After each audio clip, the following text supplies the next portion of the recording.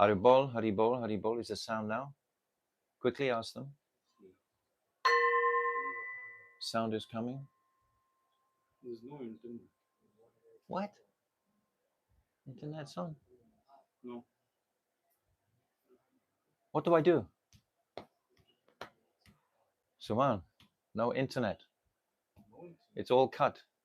What do I do? Internet's on. That means you have to call the provider. We're halfway speaking to people. The internet is working. No, it's not working. What's happening on the stream? The stream is going on, but there is internet. There is internet. Is the sound coming? One second. I need to know if the sound's coming or not.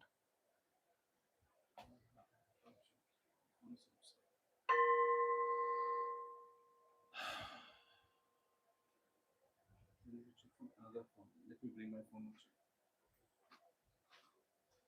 Is sound coming? Around.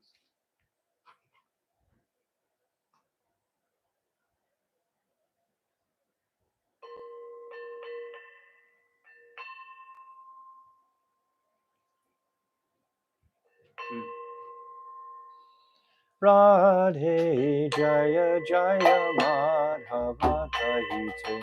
Radhe Jaya Jaya Madhava Dahite. Gokula Charuni Mandala Mahite. Gokula Charuni Mandala Mahite. Gokula Charuni Mandala Mahite. Charuni Mandala Mahi. O Radhe Jaya Jaya Madhava Dahite. Radhe Jaya Jaya Madhava Dahite. Damodara Rahachi Vardhana Veshe Hari Nishkuta Vrinda Vipineshe. Damodara Rahachi Vardhana Veshe Hari Nishkuta Vrinda Vipineshe. Damodara Rahachi Vardhana Veshe Hari Nishkuta Vrinda Vipineshe. Damodara Rahachi Vardhana Veshe Hari Nishkuta Vrinda Vipineshe. O Radhe Jaya Jaya Madhava Dahite. Radhe Jaya Jaya Madhava Dahite. Radhe Jaya Jaya Madhava Dahite.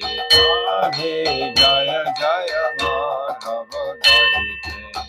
Vishabhanudari Navashashi Lekhe Lalita Saki Guna Ramita Vishate. Vishabhanudari Navashashi Lekhe Lalita Saki Guna Ramita Vishate. Vishabhanudari Navashashi Lekhe Lalita Saki Guna Ramita Vishate. Vishabhanudari Navashashi Lekhe Lalita Saki Guna Ramita Vishate. O Radhe Jaya Jaya Madhava Dahite. Radhe Jaya Jaya Madhava Dahite. Radhe Jaya Jaya Madhava Dahite.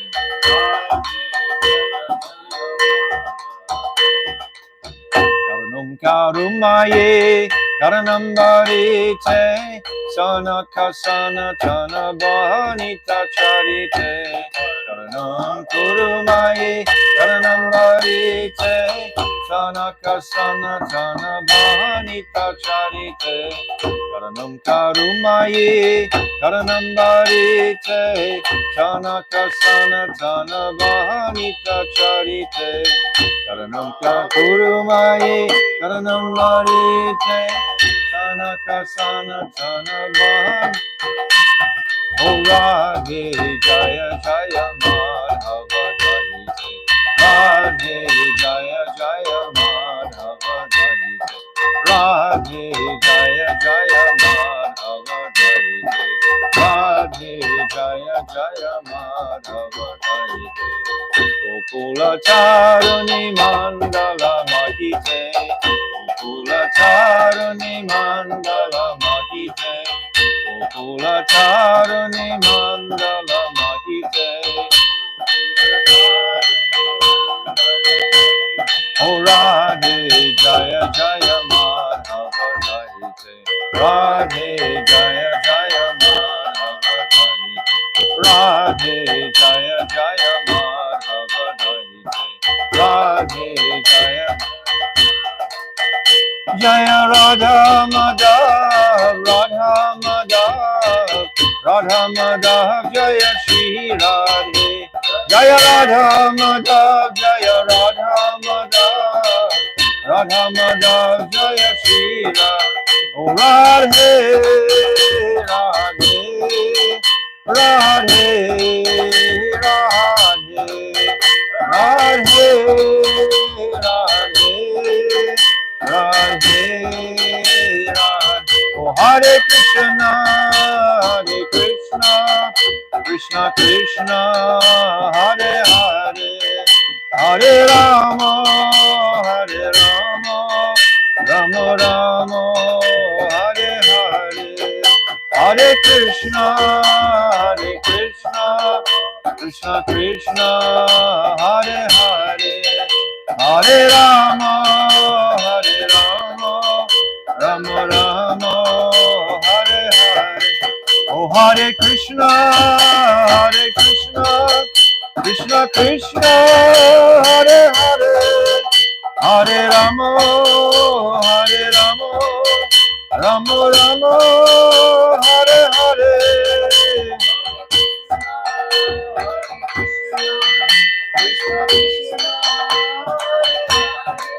Oh Hare Rama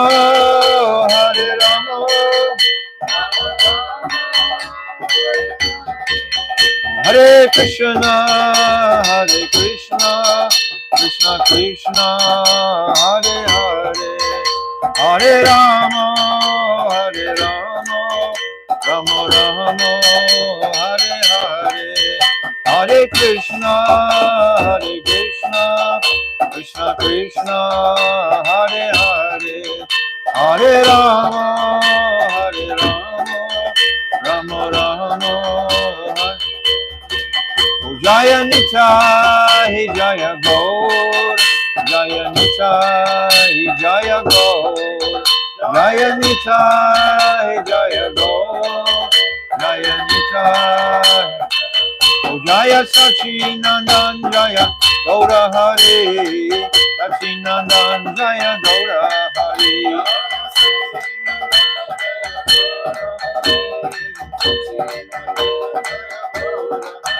Jaya Radha Madana Mohan Radha Madana Mohan Radhe Radha Madana Mohan Radha Madana Mohan Radhe Jaya Radhe Jaya Radhe Jaya Radhe Jaya Shri Radhe Radhe Jaya Radhe Jaya Radhe Jaya Shri Radhe Jai Shri Shri Guru Garanga Ganhavika Giridhari Radha Madan Mohanju Ki Jai Sachinandana Gaura Hari Ki Jai Nityananda Prabhu Ki Jai Jai Nityalila Pravishta Om Astotar Shishimad Shila Bhaktivedanta Narayan Goswami Maharaj Ki Jai Jai Nityalila Pravishta Om Astotar Shishimad Shila Bhaktivedanta Swami Shila Prabhupada Ki Jai Abhirbhav Bhaktivedanta Swami Shila Prabhupada Ki Jai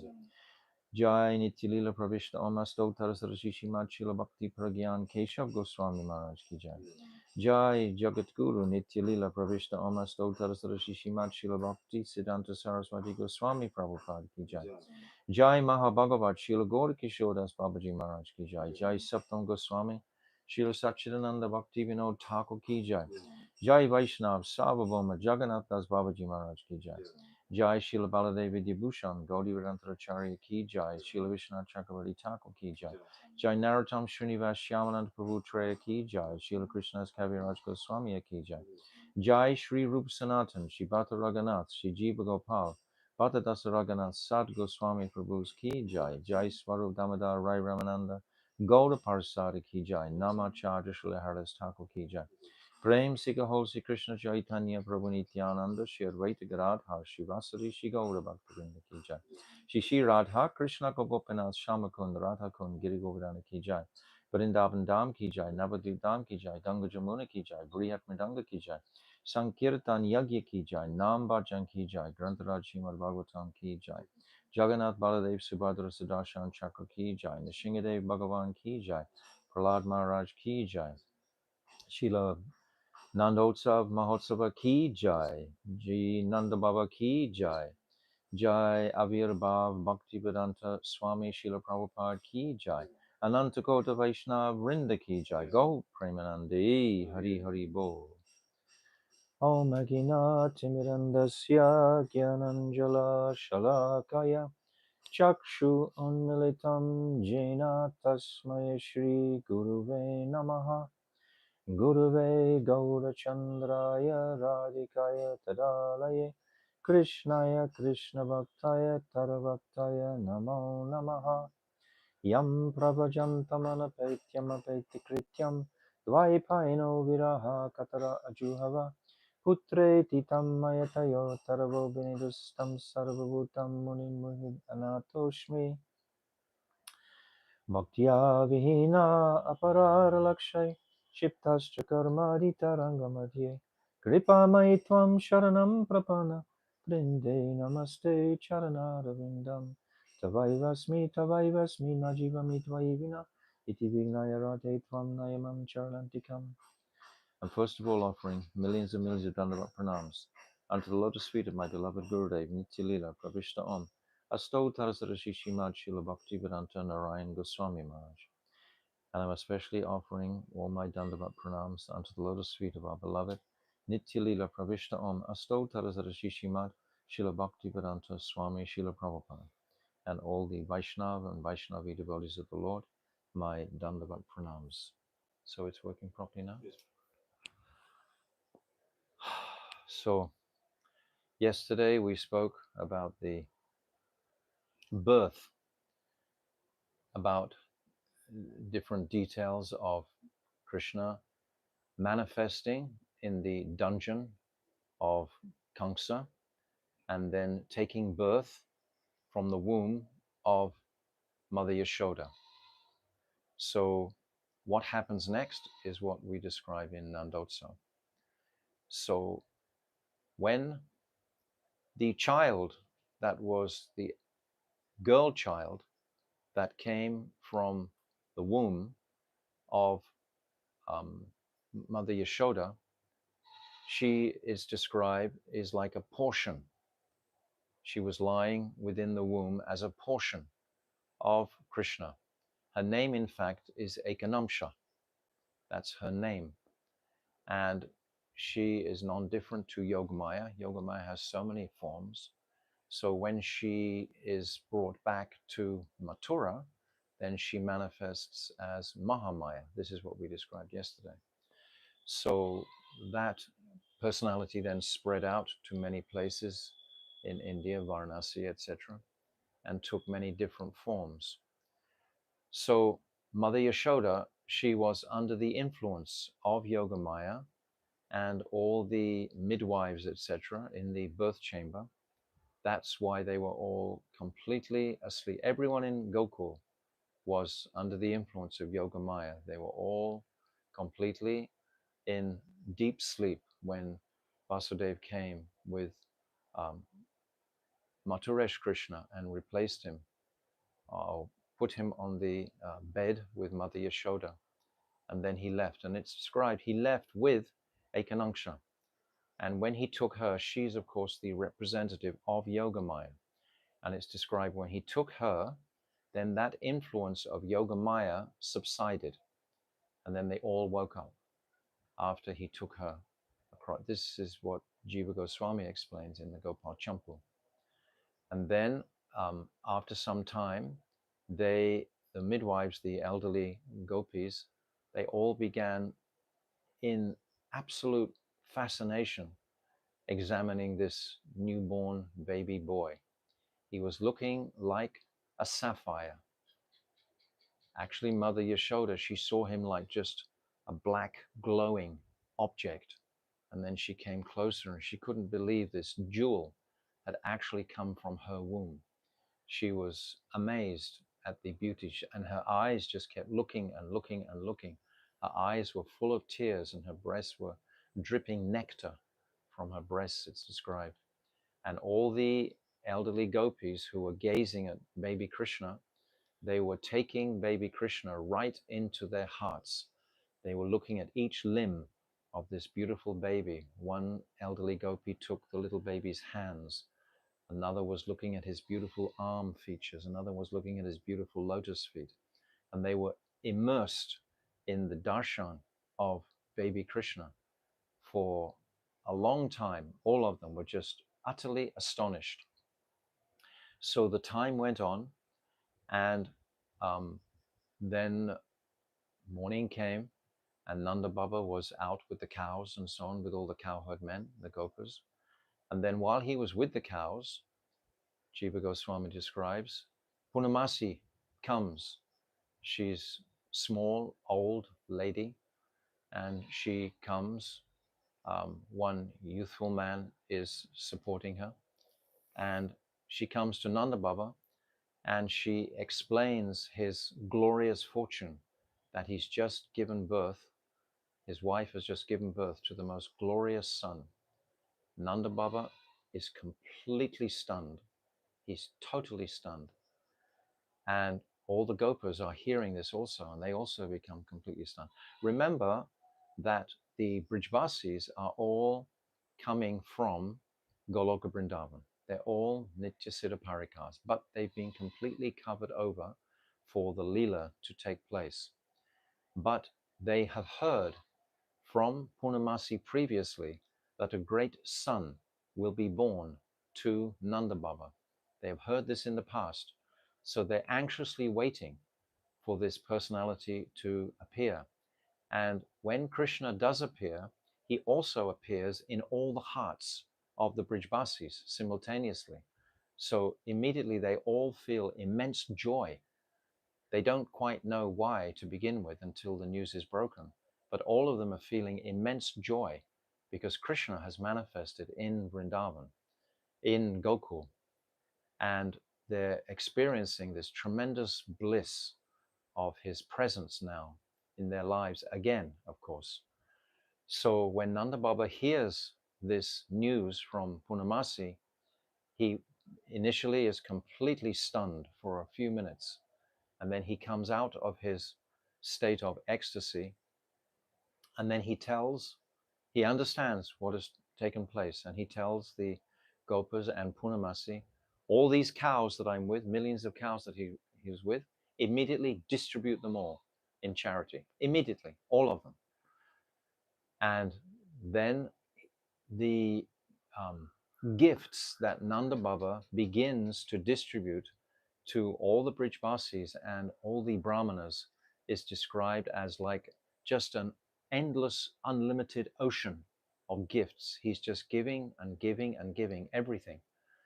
And even if people are not anxious to take anything, he begs them to please accept, please accept, please accept. Because by performing munificent acts of this sort, then he's desiring the blessings of everyone for the welfare of his dear new son. And then all the gopas, they go back to Nanda's palace, and they're outside the birth chamber. And first of all, Mother Rohini comes out, and she speaks with Nanda Baba.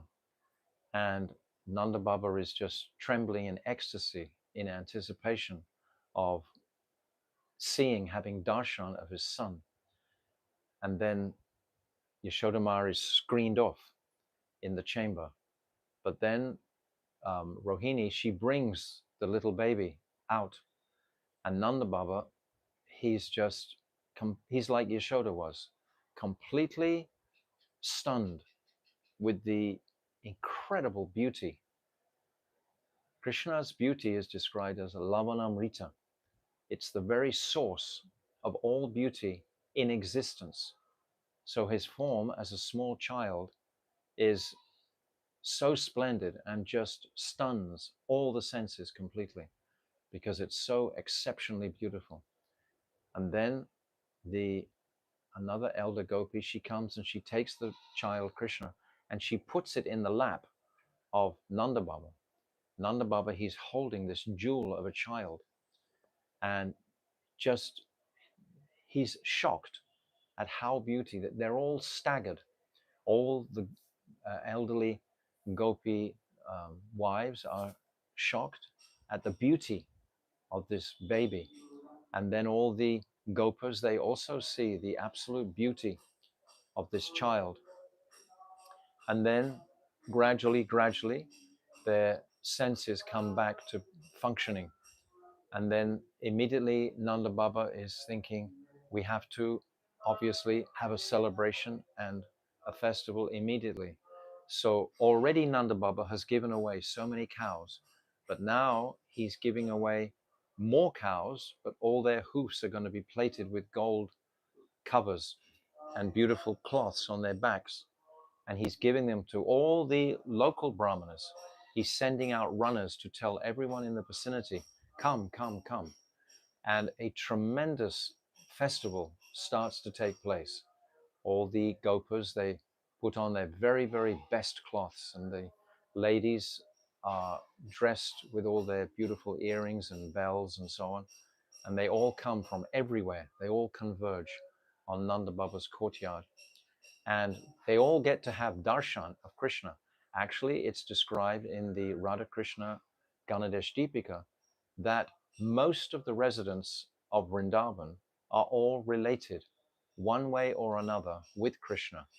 So they all are demanding that they actually hold this newborn baby because they're the first cousin, second cousin, third cousin, mother-in-law, father-in-law, something. Their grandmother, great-grandmother. Everybody has to have the privilege of holding this incredible child. And then yogurt is brought to perform auspicious rituals. All the Brahmins are brought to chant beautiful mantras. Krishna is listening to so many mantras that the Brahmins are coming, and they're described, they don't want anything. They're completely pure Brahmanas. They have no desires for anything. And because this is Krishna's Leela, Krishna's palace.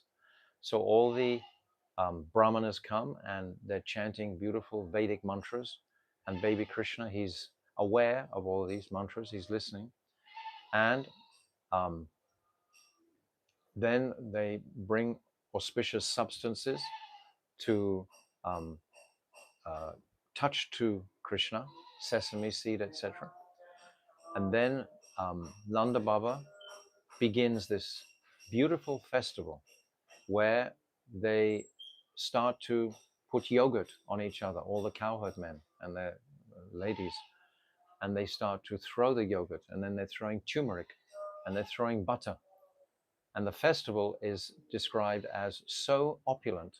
Lakshmi Devi, she wants to participate in the festival. She wants to offer some jewels, etc.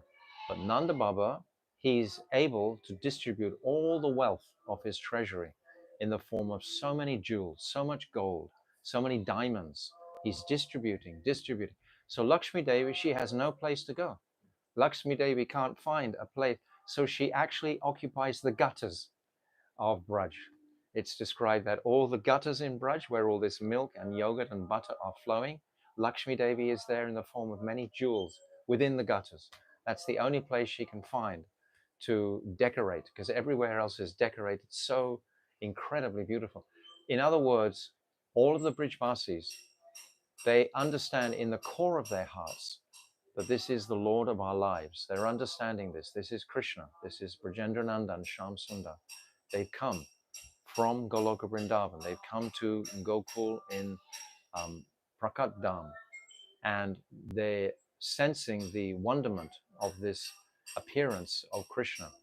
So this festival is really enormous, and all the cowherd men, all the whole village of Braj are totally intoxicated with joy and bliss.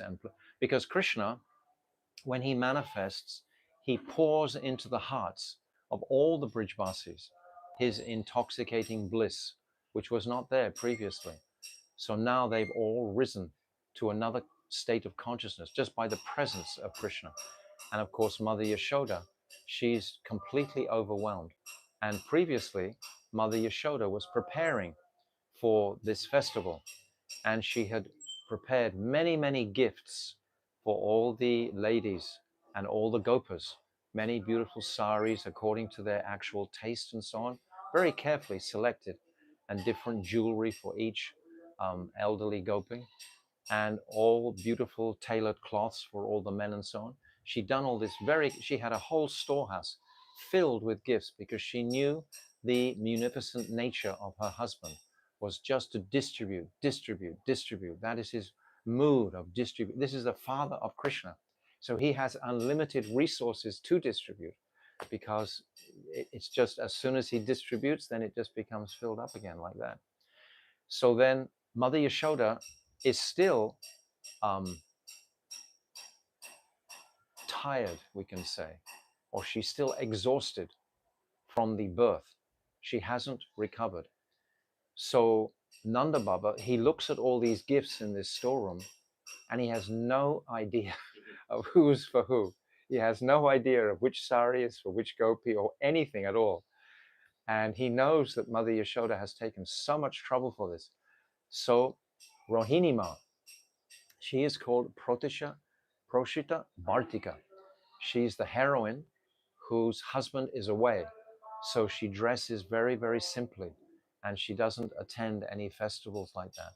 But on this special occasion, Nanda Baba beseeches her, please, Ma, you come and you help me distribute these gifts. Because Mother Rohini, of course, has always been next to Mother Yashoda throughout. She knows everything. And when her dear Balaram was born, 8 days previously, that Balaram child was described also as incredibly beautiful. His white limbs and his beautiful face, and he had hair on his head, and he just looked absolutely beautiful. But he was dull. There was no like emotion going on for him. He was just dull, except when Rohini put him on Mother Yashoda's lap, and he could feel Krishna inside her womb, and then he became all animated and smiling and gurgling and like alive again. Anyway, this was the condition of Balaram. So Balaram was just resting on the side, and then Mother Rohini, she instructs Nanda Baba in what are all the gifts to be distributed. But it's a huge festival where everyone is just completely intoxicated with bliss and enjoyment and pleasure. And amongst all this bliss, then Nanda Baba, he's handing out all these gifts and so on. And then he's also giving more and more um, gifts to the Brahmins. This is the meaning of Nandotsava, when he has an opportunity, because Vasudev didn't have this opportunity. He did it in his mind. But then 70 years later, under the instruction of Narad, he had that festival in Dwarka, where he was able to distribute. But nothing like the we can almost say mad, chaotic festival that Nanda Baba and the Brijbasis, because they're all spontaneous personalities and they don't have any restrictions as far as etiquette or anything of that nature when they're actually, that's all like there, but it's covered over with such an abundance of madhurya and such sweetness. The Aishwarya we've described before is fully there, but it's covered with so much more rag, mood, madhurya mood. So this festival is all going on. So this is the festival of Nandotsava, which we celebrate today, of course, because yesterday, for the sadhak, it's somewhat austere. We fast all day, and then we stay up very late at night, and we perform the abhishek, and then we take a little break fast, and then we take a little bit rest, and then we begin the day again. But we should begin the day in the morning time with celebrating this festival. So this um, uh, consolidates the fact that Krishna took his birth in Gokul. And there comes a time also there when Mother Yashoda is instructing the midwives, well, now we should do the umbilical cutting. Then the midwives are looking at Krishna's umbilical cord, and they're really amazed because there's no cord. There's just a lotus flower impression in his navel. There is no cord. Normally, the cords, they stick out, and then after some time, they actually just go into the abdomen. They just go inside like now. But with Krishna, his navel, it had like this beautiful lotus form right in the center where the umbilical cord was. So they were all just completely, they knew, of course, from the very beginning, this is the most special child in existence. So Krishna was born in, even though they knew all this, he was still their child.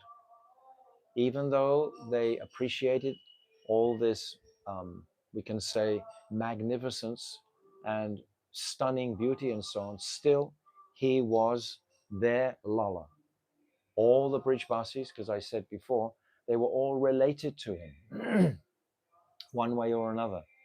So they all felt protective of him. They felt they had to look after him, etc. They felt that mood of Vatsalya Prem and Dasya Prem and Sakya Prem. And of course, the gopis themselves, many of them hadn't actually manifested at that time.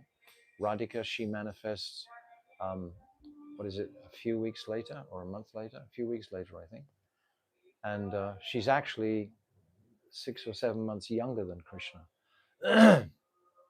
But we'll be celebrating her appearance day quite soon.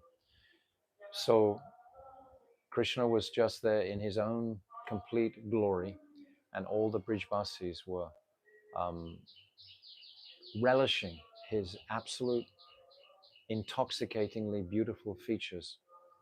So this is the celebration that we honor today, Nandotsava.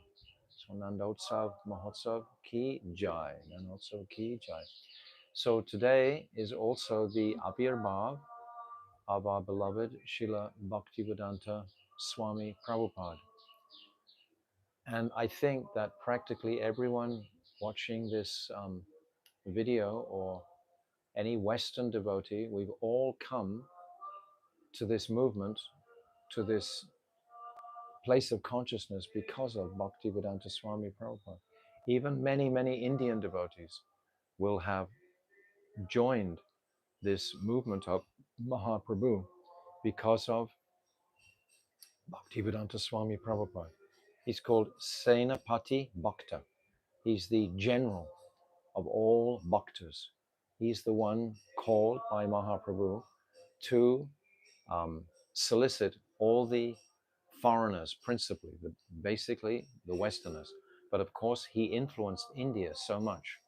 We have the beautiful Mayapur center just behind me across the river, and it's enormous. And many times I've been there on the weekend, and it's been totally jam-packed with wealthy looking Calcutta people, and people from all over India have come to admire the beauty of the Samadhi and the new temple that's going up.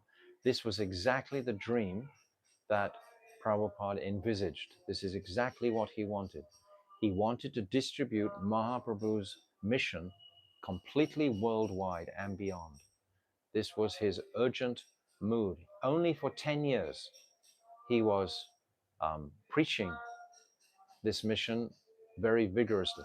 He did previously in Jhansi and different places in India before, but he'd never met with much success until he took that Jaladuta boat across to Boston and then arrived in New York and began in the lowest part of New York and attracting so many hippies in those days. That was the subculture of America in those days.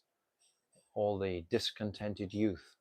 They had turned their backs on their parents' sort of standards of material life. And many of them had understood that material pleasures and satisfactions aren't the goal of life. They had understood that, but they hadn't understood what was the goal of life. They had taken more of a debauched um, way of getting their pleasure rather than um, making money, etc.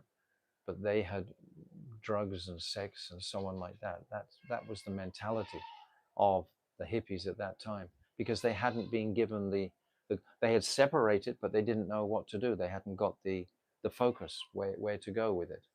So when Prabhupada came, he filled that void so easily. It was so incredibly in sync, Krishna's plan. Just at that time, there was drugs like LSD and stuff like that. So many young men and women were completely bewildered. They had cut their ties with the material world, but they didn't know where to put their energies. If they weren't going to put them into the corporate world, where were they going to put them? And Prabhupada just began to explain them in that Second Avenue temple in New York, and very vigorously every single night. But we can imagine the difficulty that he must have endured. We know the difficulty he endured. He was living in a place called the Bowery, and he had one night he had his typewriter stolen. He had his manuscript stolen, broken into. His place was broken into. And because he lived with, we call them bums in the West, completely derelict type of people, alcoholics and so on, sleeping on the street. That was the place where Prabhupada landed. He went to find, which is really reflective of Chaitanya Mahaprabhu's mood. Chaitanya Mahaprabhu's mood is to go to the most fallen. We were describing the other day how he comes in this darkness of Kali Yuga, Prabhupada, Mahaprabhu, to benedict those who are most fallen in this age of Kali. So his great sevak, Bhaktivedanta Swami Prabhupada, also went to the most fallen place in the Bowery. That's where he lodged.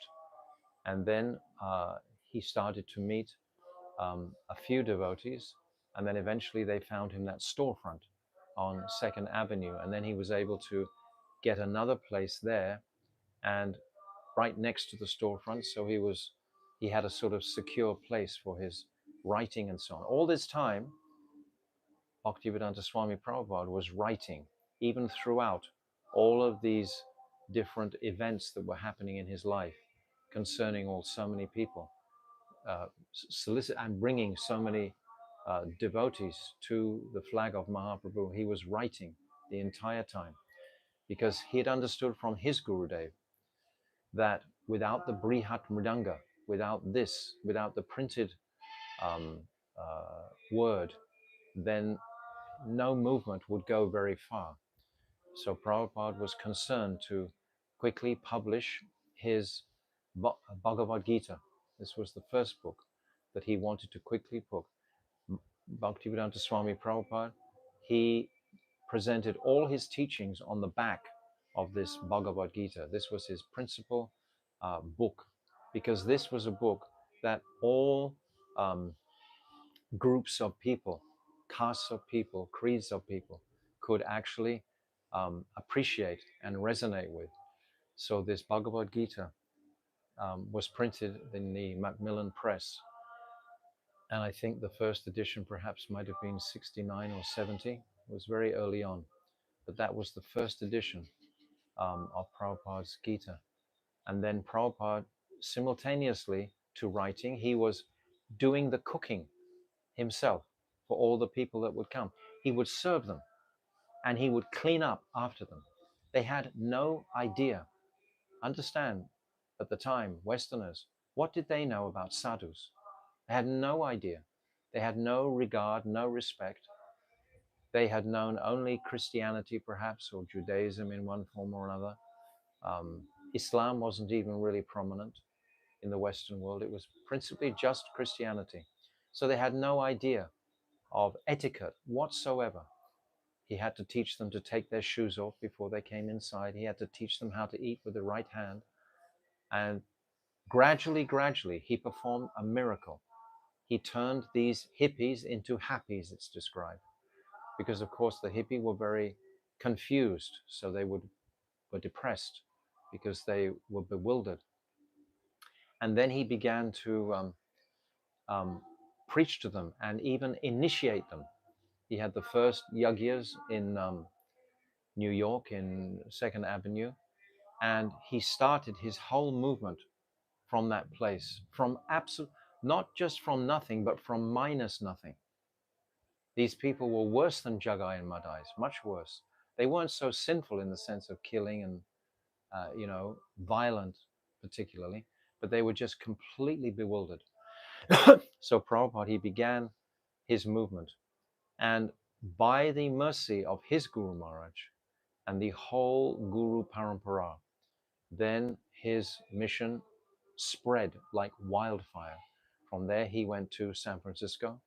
And then later on, he sent for 3 couples to England, 6 devotees. And they came in contact with the Beatles at that time, who were very influential. And they made a lot of followers in England. Eventually, Prabhupada went to England. Then from there, he had a couple of heart attacks in between, and where he came back to India.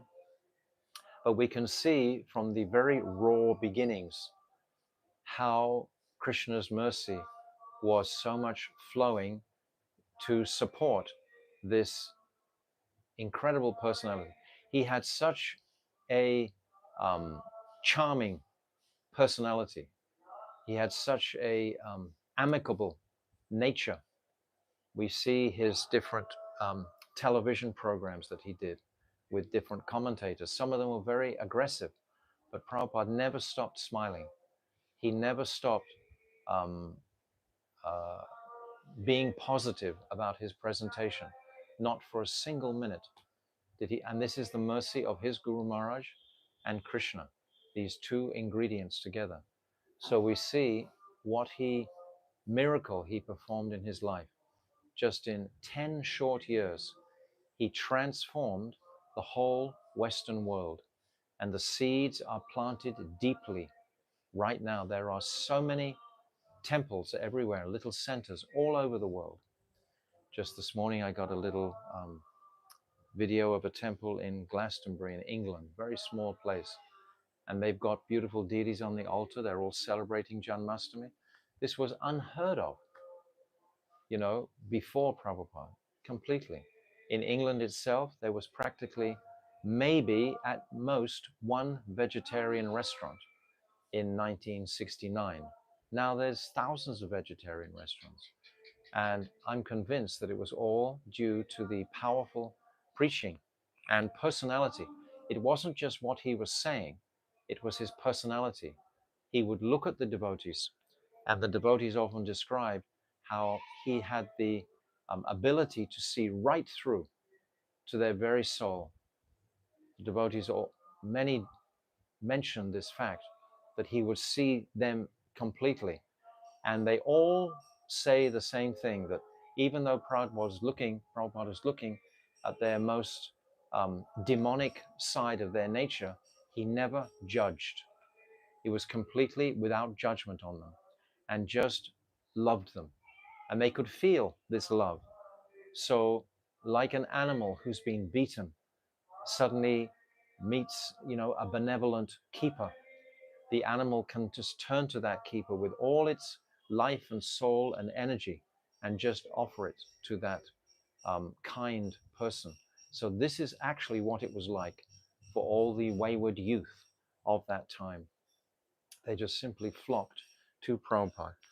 So all this time, Prabhupada was just giving and particularly, he gave the Srimad Bhagavatam. He gave all up to the 10th canto of the Srimad Bhagavatam. He never stopped doing this. He would rise very early in the morning, just like Bhaktivedanta Thakur, like all the other acharyas, and be constantly immersed in wanting to fill the hearts of these deficient Western people. When he first came to England, he was interviewed by one English reporter, and they asked him, "Oh, why have you come to England?" And Prabhupada said, "Well, the British, they came to India and they took everything from India. But there was one thing they didn't take, and I've come here to give it to you in the form of spiritual knowledge. They didn't take that. So I've come to give you that spiritual wealth.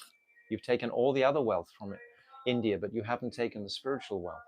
So I'm an ambassador for the spiritual wealth, and I've come to give that back." So Prabhupada always was brilliant in his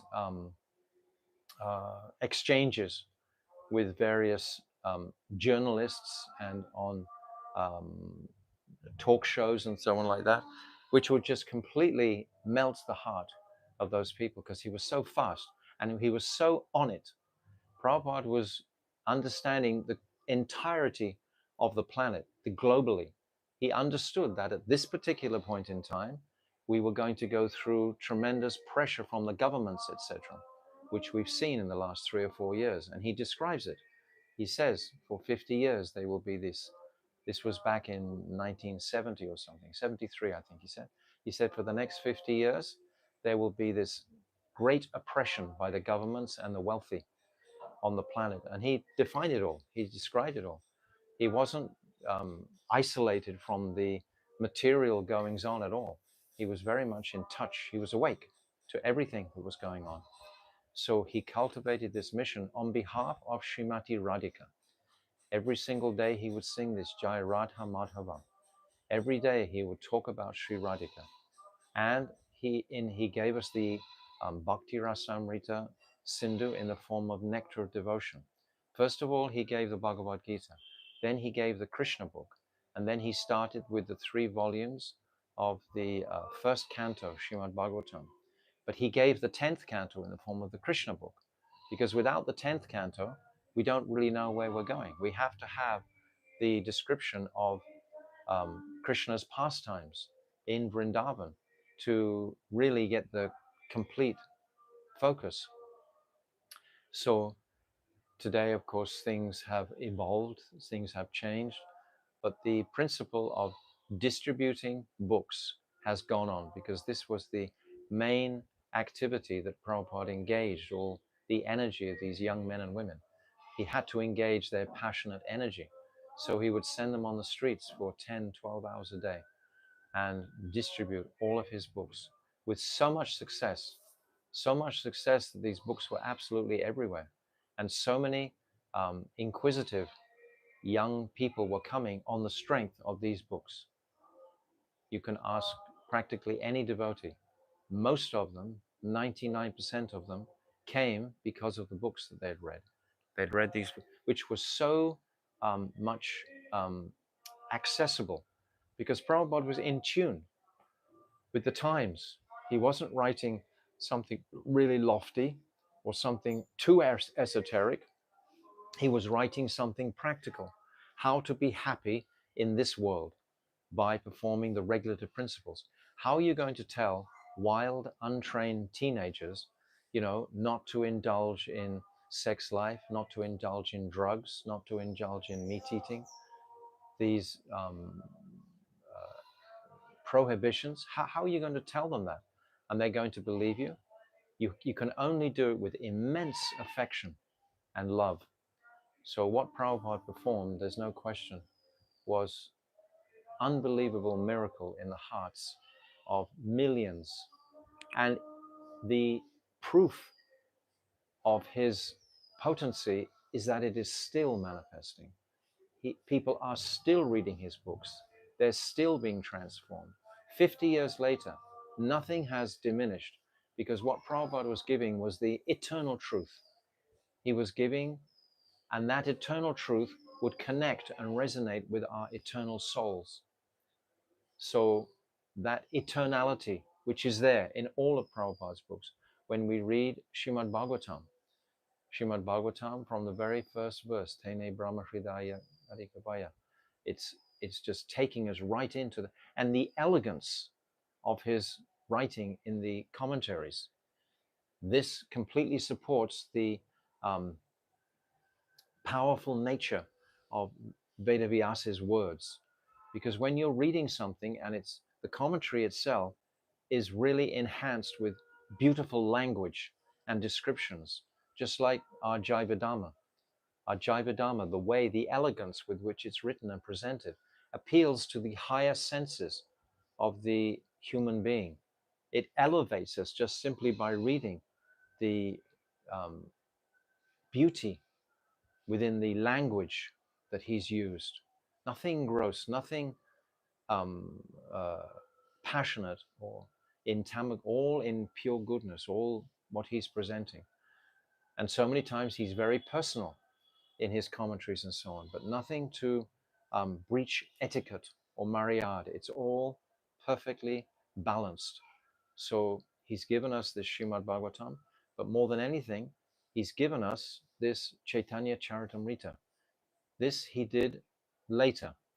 This he did towards the end. I think he started that maybe 74, 75, something like that. He'd written all his commentary and all the translations he'd already done. And he was staying in LA temple, which is a very opulent temple. And the proofreaders and publishers of the BBT, his BBT, had only published, I think, about 2 copies or 3 copies or something. And Prabhupada had 17 volumes waiting. And he was very unhappy that they weren't going fast enough. So this is a most extraordinary miracle that Prabhupada performed. And those devotees who worked on that Chaitanya Charitamrita will tell you that he got them so wound up and fired up that within 3 months, they managed to publish all of those 17 editions, which is really outside the scope of ordinary working people. They were 24/7 working at their paintings, working at their typesetting, working at their editing, working at the proof reading, working at the binding, etc., of all the books, and checking. Because when you read his books, there's so minimal typing mistakes, and this really makes the mind feel very. When you read a book and it's got no typos in it, you feel, oh, the author really cares about you coming properly into understanding this book. He hasn't made any mistakes through it. There's no typos there. So in order to do that, that requires a lot of work. So there were many proofreaders. Prabhupada had spoken all of his purports. He'd spoken the translations, etc. So that all had, Prabhupada had a thick accent. It wasn't always easy. So all that had to be deciphered clearly. And they had to do many questions and so on. But Prabhupada himself, he sat in that temple for 3 months and just kept that fire going. And people have told me who were working there, artists and so on, they would have a bed in their studio where they were working, and then they never stopped. People would bring them prasadam and so on. They just never stopped. Nothing else was on their agenda except their seva to publish these books. And they did it. They did it in 3 months, published 17 volumes of Chaitanya Charitamrita. This was nothing short of an absolute miracle. Because today what we have, the devotee in his later years of practicing, this Chaitanya Charitamrita is the most pleasurable of all the books to really immerse ourselves in, because this is the real height of our vision for what Mahaprabhu, Srila Krishnadas Kaviraj, he's given the blueprint of Mahaprabhu's life and his moods, his ecstatic dancing, his moods towards the devotees. All the devotees and their relationships, etc., are all very much described, and how Mahaprabhu dealt with so many of his parikars. And Mahaprabhu is described as our Bhajan Shiksha Guru. So these volumes of books are the most important. The Bhagavatam is like the history and the absolute philosophy, where we're going. That has to be encased. But then the next stage at this particular time in history, where we are embracing the precepts of Mahaprabhu, and what is Raganuga Bhakti? How are we going to take this into our lives? So Chaitanya Charitamrita is that beautiful. In that Chaitanya Charitamrita, Prabhupada, he writes many times, he gives a whole sequence of Brahmara Gita, for example. He quotes many Govinda Lilamrita verses. He quotes many verses from Gopi Geet, Vidagdha Madhav especially, yes, Lalita Madhav, all of these books. He's giving them all these beautiful writings of Rupa Goswami in the form of his purports, whatever he feels was not clearly expressed. So all of the truths. Actually, I was reading that Srila Bhakti Siddhanta Saraswati is described in his later years would only read the Chaitanya Charitamrita. This is what he felt. He described that if all the books in the world were destroyed except the Chaitanya Charitamrita, then everything would be safe and secure. So it's the Chaitanya Charitamrita, which is the principal compendium, we can say, complete teachings of our philosophy, of our way of life. Because to embrace this mission fully, we have to embrace Mahaprabhu. And we can only do that through the teachings of Krishnadas Kaviraj and Vrindavan Das Thakur also. But Prabhupada was asked once by a scholar, why did you translate the Chaitanya Charitamrita and not the Chaitanya Bhagavat? And Prabhupada's answer was that he considered that the Chaitanya Charitamrita was more scholarly than the Chaitanya Bhagavat. Chaitanya Bhagavat is beautiful and rich in emotion, in sweetness and speciality. So these two volumes, Krishnadas Kaviraj calls Vrindavan Das Thakur the Vedavyas of Mahaprabhu's pastimes, but Krishnadas Kaviraj himself is a Vedavyas also of giving the pastimes. So not only did Bhaktivedanta Swami Prabhupada spread this mission, but he also gave these granthas for posterity. Because without these cornerstones and foundations, where would we go? How could we proceed and progress? We couldn't. It had to be on the back of these granthas, on the back of Rupa Goswami, Rupa and Raghunath. These are the two personalities that Krishnadas Kaviraj glorifies at the end of every single chapter. So today I'm begging for the mercy, more mercy. I feel I've had so much mercy from Bhaktivedanta Swami Prabhupada in my brief life, but I know that Prabhupada is always with me.